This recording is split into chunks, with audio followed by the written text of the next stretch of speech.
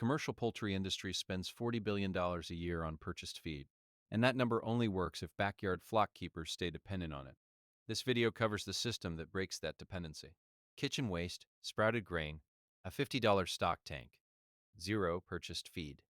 Layer 1, black soldier fly, Hermetia illucens, is a non-pest fly native to the Americas. It does not bite, does not land on food, and is not attracted to human spaces the way houseflies are. Its larvae are one of the most protein-dense feeds available to poultry.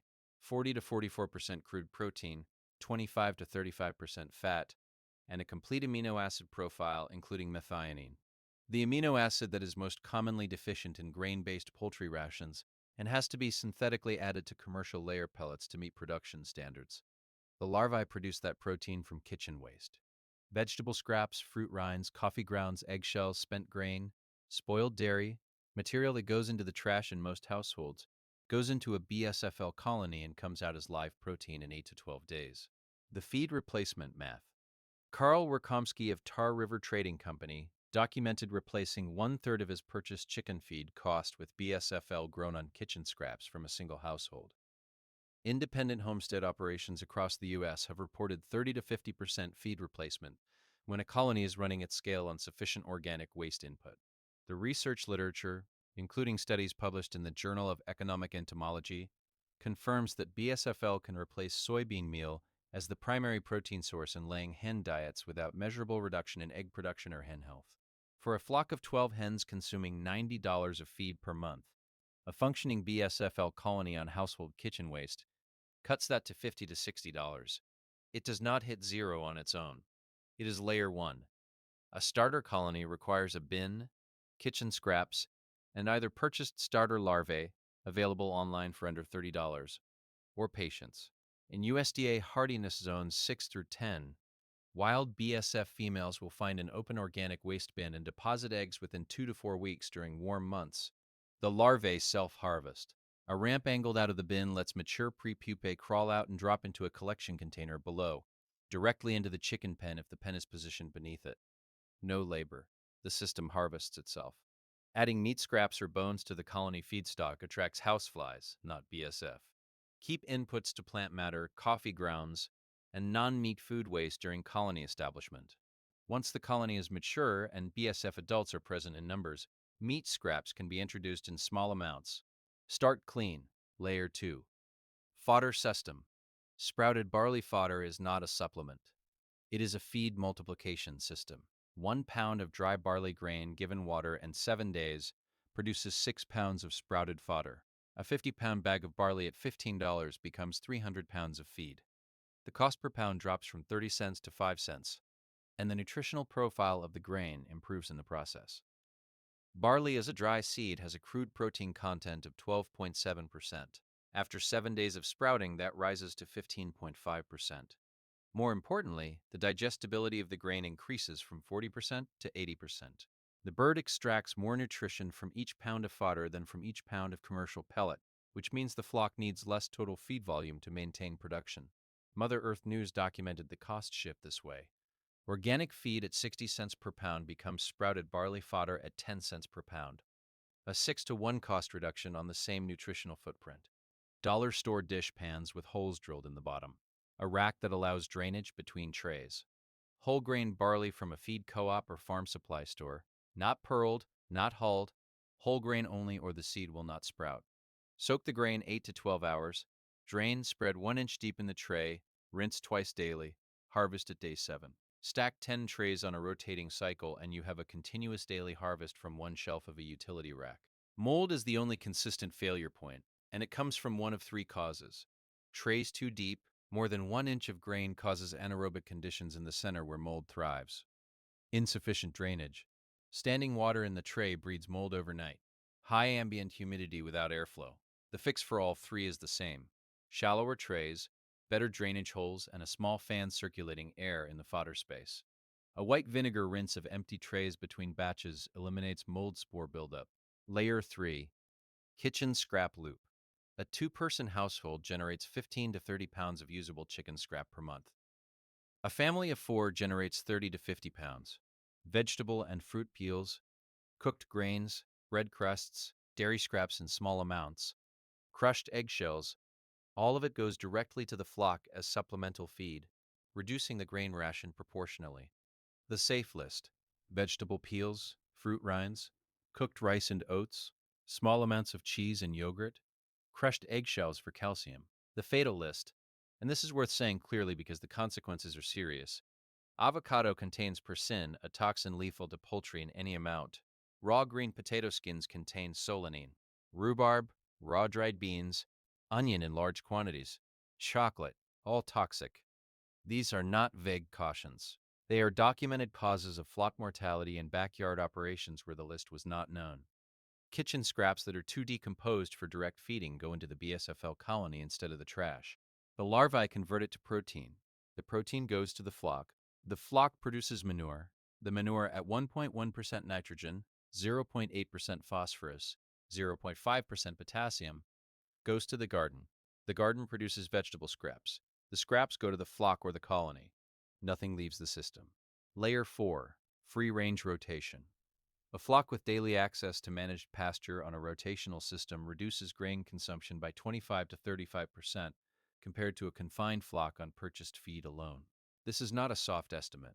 It is the consistent finding across backyard poultry research going back to the 1990s. The birds source insects, seeds, grass, and grit from the ground. They do not require that nutrition to be purchased and delivered in a bag. Omega fatty acid profiles in eggs from pasture-raised hens confirm the foraging activity. The omega-6 to omega-3 ratio in pasture eggs runs 4 to 1. In confinement eggs on purchased feed, it runs 20 to 1. The difference is not supplementation. It is insects and grass foraged directly. A fixed run that birds occupy full-time strips bare within weeks, and becomes a mudlot.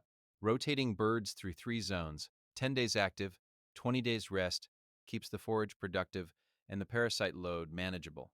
Parasite larvae deposited during the active period die within 2 weeks without a host. By the time the flock returns to the zone, the larvae are gone and the forage has recovered. The system maintains itself. Layer 5. Duckweed. Lemna minor and related species is the fastest growing flowering plant on Earth. Under ideal conditions, a duckweed colony doubles its biomass every 16 to 48 hours. It contains 30 to 50% crude protein by dry weight. Soybean meal, the primary protein source in commercial poultry feed, contains 44% crude protein and costs 40 to 60 cents per pound. Duckweed grown in a stock tank on manure-enriched water costs nothing per pound once the colony is established. Research published in peer-reviewed nutrition journals confirms that duckweed can comprise 25 to 40% of a laying hen's diet, without negative impact on production. At 25% diet inclusion, the family is replacing 25% of their purchased feed protein with a plant that grows in a $50 stock tank in the yard. A starter culture of duckweed, available from aquarium suppliers, pond supply stores, or neighbors with a farm pond, dropped into a container of water with any nutrient source, begins colonizing in days. Chicken manure tea, diluted at 1 part manure to 10 parts water, is sufficient fertilizer. Sunlight and surface area are the limiting factors. A 4x8 IBC tote cut to a shallow depth provides enough surface area to grow meaningful supplemental protein for a flock of 12 to 20 birds. Harvest by skimming the surface with a net or colander, drain, and feed fresh or dried. Chickens that have not encountered duckweed before will often refuse it on first introduction. The fix is simple. Mix it into wet fermented grain or scratch where they cannot pick around it. Most flocks accept it fully within 1 to 2 weeks. A few individual birds never take to it. Those birds get their protein from the BSFL colony instead. What $0 feed actually means a flock of 12 hens on purchased feed at current prices costs $80 to $95 per month. Here is what the 5-layer system does to that number. BSFL colony on household kitchen scraps reduces purchased feed 30 to 50%. Call it 40% monthly feed cost drops to $48 to $57. Fodder system replacing 30% of remaining grain with barley sprouted at 5 cents per pound versus 30 cents per pound commercial pellet. Another $15 to $20 monthly reduction. Feed cost now $28 to $42. Kitchen scrap loop direct feeding, 15 to 30 pounds per month of usable table scraps displacing grain. Another $8 to $12 monthly reduction. Free-range rotation reducing grain consumption, 25 to 30%. On a flock already reduced to $30 in purchased grain, This is another $8 to $10 per month. Duckweed at 25% diet inclusion, replacing a quarter of remaining protein needs. The final $5 to $8 per month. Total monthly purchased feed cost for 12 hens, all 5 layers running, under $10. Annual purchased feed cost, under $120 versus the $960 to $1,140 baseline. Zero is what this system costs.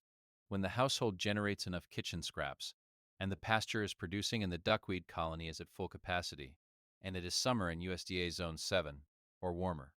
In northern winters, the number is not zero. It is $20 to $30 per month when duckweed is dormant and pasture is gone. The honest annual average across all seasons and all climates is $50 to $80 per year for a 12-bird flock. That is the real number. It is still a 90% reduction from the purchased feed baseline. How to start this week? Do not try to build all 5 layers at once. The system compounds.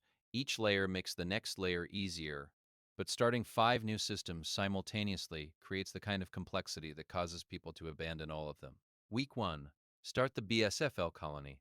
A bin, kitchen scraps, and a starter culture. That is it.